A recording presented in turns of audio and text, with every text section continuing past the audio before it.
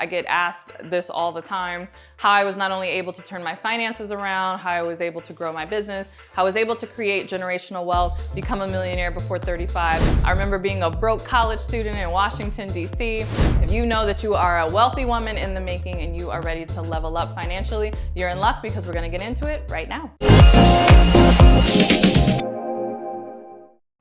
Hey, CourtneyLSanders here. Welcome back to my channel. If you're new to me, I'm a full-time online life and business coach, as well as wife and mom. I wear all the hats and do all the things. And I stand before you as a wealthy woman, which is like so weird to say. I promise I don't walk around telling people that, but for the sake of this YouTube video, I know it's a question that many of you have. I get asked this all the time, how I was not only able to turn my finances around, how I was able to grow my business, how I was able to create generational wealth, become a millionaire before 35, all of these things, which again, sounds so weird to say out loud, but you know, it's the video, it's just you and I, and I'm sharing this for the sake of helping people. I really wanted to do this video to talk about how I leveled up, because this definitely was not always the case for me. I remember being a broke college student in Washington, D.C. Shout out to everyone who went to school in DC. I went to Howard University out there, whoop whoop. I know what it feels like to wonder if you're ever gonna get there. And even when I wasn't a broke college student, I mean, I graduated from school, I had a full-time job with the federal government, I was making nearly 6 figures, I was making good money, but you know, I still felt like, you know, how can I really get to the next level financially? And so for me, I knew that that was only gonna come through business and then other investments. Because when you think about it, yeah, you might be making a good salary, but if you only have one stream of income, i.e. your 9-to-5 employer, and you are spending all of that money that comes in on bills and car notes, and there's really not that much left over in order to build wealth. So I knew that starting a business was gonna be the path for me, but there were a lot of different things that I had to do to level up, and a lot of different ways that I leveled up both in my mindset and in my actions. So if you know that you are a wealthy woman in the making and you are ready to level up financially, you're in luck because we're gonna get into it right now. All right, the first thing that I did was I had to teach myself this concept of value. And I had to teach myself this concept of value in 2 ways. And value and understanding value is so important because that's really all money is. In fact, if I could say it almost as like a sub-tip, really understanding that money is not real, right? It's actually not a tangible thing. I know like currency and dollar bills are tangible, but they are just representation of an abstraction. And that abstraction is the concept of human value. So the reason we have money and dollar bills and coins and all these things is because we're using them to denote the value that someone has given and then wants to exchange. So obviously in barter societies back in the day, or, you know, in ancient times, there wasn't currency, but you know, you would trade different goods and services. But maybe if you're trading with someone and you don't want their goods or services, but you know, you want to exchange value with them, that's when currency and money came into play, because it's a great way to denote the value that that person has provided to you and to do an even exchange. And so when you really understand that money is not real, value is what is real, and you get lasered in on value, it really becomes that much easier to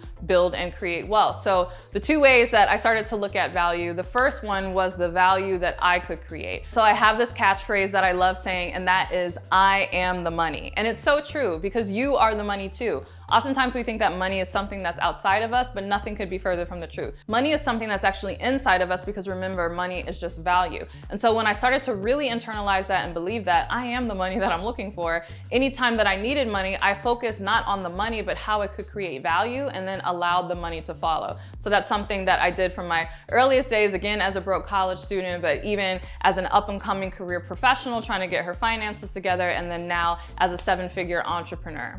The second way I learned to zero in on value was truly understanding the value that I was paying for. So oftentimes we are brought up to focus on getting the cheapest thing, especially those of us who grew up middle class. You know, we heard a lot of things like money doesn't grow on trees and you got to stretch a dollar. But for me, in order to learn how to build wealth, I really had to expand my concept and relationship with money, which yes, you want to be a good steward and you don't want to spend money unnecessarily. On the other hand, you don't want to only look at price, you want to look at value. And so particularly as an entrepreneur that's looking at the return that you are getting for the dollar spent. I actually look at all of my dollars as soldiers in my armies. And so they are investing in things, whether it's simply paying my housekeeper and I'm investing in more peace at home and more time with my family, or I'm investing in some marketing technique that's going to help me grow my business. I look at every dollar I spend, even if it's like a meal with friends, in terms of what am I going to get back for it? What is the value? And so I ask myself, is the value of what I'm getting greater than the value of what I'm spending? When I learned to look at my finances from that standpoint, that really changed things for me, because I was able to invest at a higher level and then do things that in turn grew my business and grew my wealth. Where if I was still stuck in that middle class mindset of penny pinching, everything's got to be cheap, always go for the cheapest option, I would not understand value, both how to create it and how to receive it in return. All right, the next thing that I did and that I continue to do to this day to really level up my mindset is put myself in high value environments. So part of how I learned this concept of value, money isn't real, it's just value, and you create value and you receive value in exchange, was being around high value people. And by high value people, I don't mean that the people are more valuable from a human life standpoint than someone else. We're all created equal and we're all equally valuable, but from the standpoint of creating value in the marketplace. I started to hang around with people who were able to produce high value in the marketplace, and so as entrepreneurs or investors, they were able to amass great wealth and a lot of money because, again, they thought from that producer mindset and they thought from that value mindset. In addition to hanging around those people, I started to hang in environments where those people were and those environments that made me feel high value. I tell the story of how when I was working my full-time job in Dallas, Texas, I was a few blocks from a very nice high-end hotel called the Jewel Hotel. And so on my lunch break, I would walk the few blocks to that hotel and I would just have lunch in that lobby. Oftentimes I was eating my lunch at my job and then carrying my little, container to that lobby and just kind of like quietly eating. They also had a coffee shop, and so sometimes I would just order a coffee. It was only $5, and I would sit there and I would work on my business on my personal laptop on my lunch break, and I would just really imagine that this was my life and that these were the types of environments that I could afford to be in on a regular basis. And so I don't know what you want to call that. Some people say it's manifesting or whatever, but I have done that and I continue to do that, both with traveling abroad or, again, just the spaces that I'm in, the restaurants that I go to, just the experiences that I like to create for myself. I'm always putting myself in high value spaces and putting myself in high value experiences so that I get used to the idea of, again, creating value at a high level and receiving value at that high level. And then also I get to rub shoulders with people who are doing the same. And so oftentimes I learn a lot of strategies and really just the mindset and the principles that people who are operating at a high level really share. And so it's great to be in environments where they are. So if you really want to level up your environment, level up your friend group, level up the people that you're around. All right, I have more where that came from, but first I want to hear from you. Are you leveling up financially? Share in the comments below. All right, the next thing that I did to really level up financially is I started to recognize the societal programming and I started to dismantle it. And I touched on this in my earlier point about how oftentimes, especially in the middle class, we're taught to just like penny pinch, and the cheapest thing is always the best. But there's a lot of unspoken beliefs that really can keep you from leveling up and creating wealth, especially wealth as a woman. Maybe that, women who focus on money are greedy or they don't care about their families. I know that's a big one that a lot of women struggle with, especially if they are career oriented or they do have a knack for business, is this idea that like, oh, if you're not, only staying at home, then somehow you're lesser than, which is not true. You can definitely do both, which is why I always open my video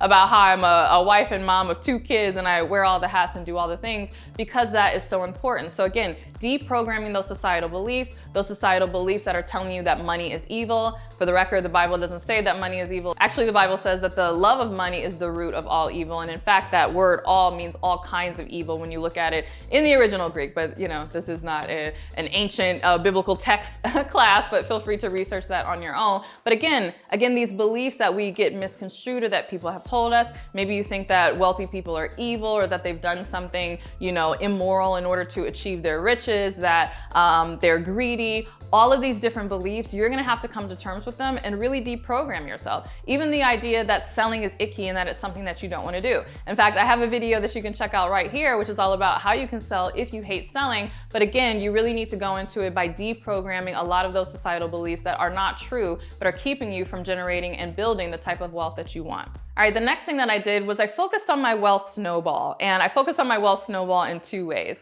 So when I say wealth snowball, that is a nod to Dave Ramsey with his debt snowball. He talks about snowballing your way out of debt, but I really snowballed my way into wealth. And so I snowballed my way into wealth by building on top of the last thing that I did. So I did this both from a work and entrepreneurship and career standpoint. I would build on, if I had one product that went well, I would do a spin-off of it, or I would expand it and create a group coaching program for it. So I was always kind of building my offerings and going from success to success. If I had one thing that did well, I was like, okay, how can I keep that momentum going and create something else that's going to be successful? And so that's really how I got to this place. I mean, I've mentioned in previous videos how I recently just held a retreat in South Africa with my clients, which was really crazy and extraordinary. And I still pinch myself. I'm like, how is it that I was able to do that? But I was able to do that by snowballing on, 5, 6, 7 years ago when I was holding little small meetups in Dallas, Texas, and renting out the loft in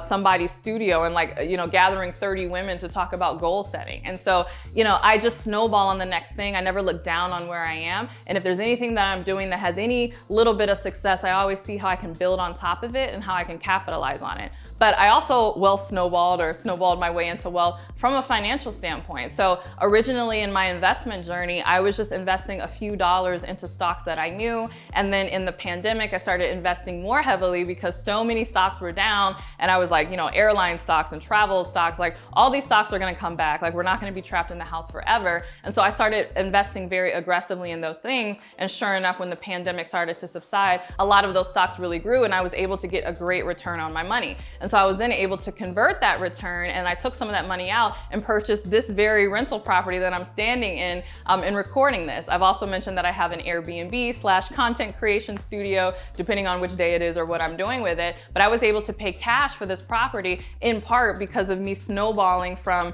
the stock investments that I was investing in previously, and then also the growth of my business. So I combined all of those different investments that I made and the successes that I was having financially, and I was able to purchase a rental property cash. All right, I hope you enjoyed this video. If you did, you're gonna love my financial freedom formula. This is a little walking workshop, because I was walking when I did the video, where I talk about the additional mindsets that you need to have in order to achieve financial freedom. So if that's something that's of interest to you, you can click the link below to download it while it's still free right now. All right, thanks so much for watching this video. I hope you enjoyed it. If you did, don't forget to give it a thumbs up and subscribe. And if you can't wait for my next video, make sure that you are subscribed to my podcast, The Courtney Sanders Show, on both iTunes and Spotify. And if you can't wait for my next podcast episode, make sure you're following me on Instagram. That's CourtneyLSanders on Instagram. And with that, I'll see you in the next video. Bye.